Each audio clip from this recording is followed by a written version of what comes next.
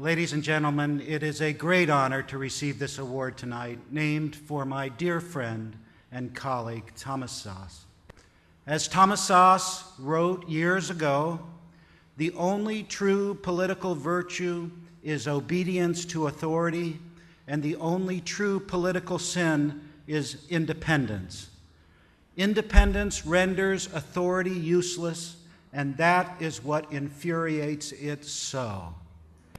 You've undoubtedly been told you're mentally ill for daring to say that the emperor called psychiatry has no clothes, not to mention stupid and unscientific. At least this is what some of my colleagues say about me at one university. So if this is something that has happened to you, I'm here to say that you're not alone. The controversy regarding the myth of mental illness and psychiatry is not about science or medicine, it's about power. When psychiatrists start agreeing with you, well, then perhaps you ought to reconsider your position. Something may be wrong. So I'd like to say a few disobedient things, which is especially true because I was trained as a psychologist, and when a member of the profession criticizes its own, it's considered especially sacrilegious. What do we know that is true, that the cult of psychiatry keeps telling us is false?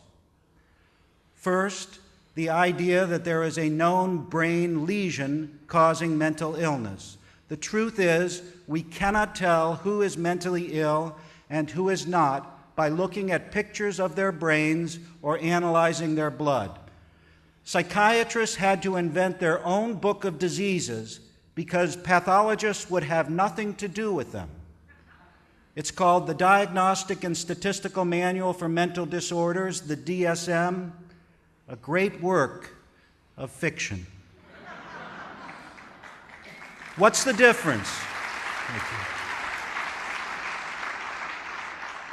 What's the difference between the DSM and a scientific book of disease? Every disorder in the DSM is invented. Every disease listed in a pathology textbook is discovered. Real disease is found in a cadaver at autopsy. Mental illness is not. Mental illness refers to something that a person does. Real disease refers to something that a person has. Consider this yet another way. It takes one person to have a real disease. It takes two people to have a mental illness.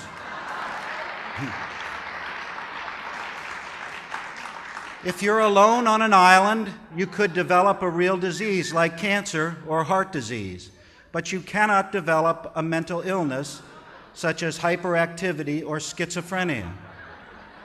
This is because mental illness is always diagnosed on the basis of some sort of social conflict. When people do something that others find objectionable, they can be diagnosed as mentally ill. If the person doing the diagnosing is more powerful than the person diagnosed, then there is trouble. In this sense, the diagnosis of mental illness is always a weapon. Not so when it comes to diagnosing real disease. Think of how, when people get angry with one another, they inevitably resort to some kind of diagnosis. They say, "You're crazy. You're mentally ill. You're paranoid." Can you imagine somebody getting angry with someone and saying, "You have diabetes. You have Parkinson's disease"? Social conflict has nothing to do with developing a real disease. You don't develop diabetes because someone doesn't like the way you think, speak, or behave. You have to have someone else present to judge that your behavior is morally good or bad in order to have a mental illness. So diagnosis is a weapon, a tool people use against one another, especially when there is some kind of power conflict present. And what of treatment? Treatment for mental illness is punishment. Look at our criminal justice system. When someone commits a crime and a psychiatrist is in the courtroom, a defendant may go to a mental institution instead of a prison. Can you imagine a judge saying, "I sentence you to treatment for your cancer"? I submit to you that psychiatric treatment is worse than prison. For in prison, they don't judge how long people should be deprived of liberty on the basis of what they think about themselves and the world. In a mental institution, of course, this is the case. If you don't think about yourself and the world correctly, you'll be punished longer. Psychiatrists love to say that mental illness is a real disease, just like cancer. The analogy between mental illness and real disease is not reciprocal. It doesn't hold both ways. Having cancer is not like being depressed. We don't shock people who have cancer to make them better, especially if they don't want to be shocked. Consider how melanoma, a deadly form of skin cancer, is a disease here as well as in northern India. If you have melanoma, does it cease to exist if you move to another country, another culture? Of course not. If you're wandering the foothills of the Himalayas and meditating for 15 hours a day, you may very well be called a holy man in India. Take that same person, have him walk across the grounds of the Washington Monument in Washington, D.C., and he's diagnosed a paranoid schizophrenic and committed to a mental hospital.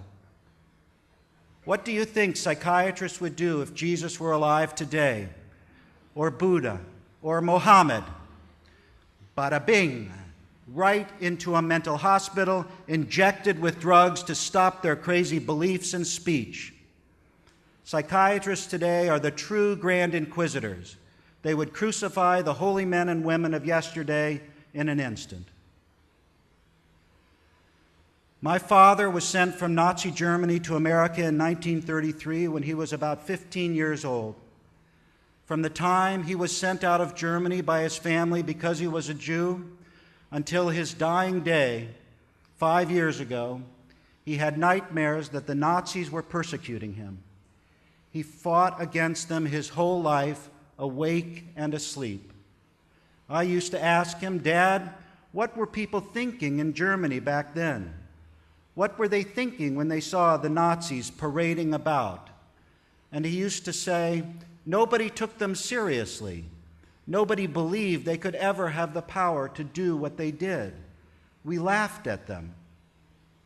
Now, while I encourage you to laugh in the face of those psychiatrists who argue that 2 + 2 doesn't equal 4, know too that we must also take them seriously, especially when it comes to the harm they have done to people in the name of helping them. For if we do not, history will repeat itself. We are building a resistance to the psychiatric Gestapo. The Citizens Commission on Human Rights is an important partner in the fight for liberty and justice. That is why we are here tonight, and that is why we will be together tomorrow. Thank you.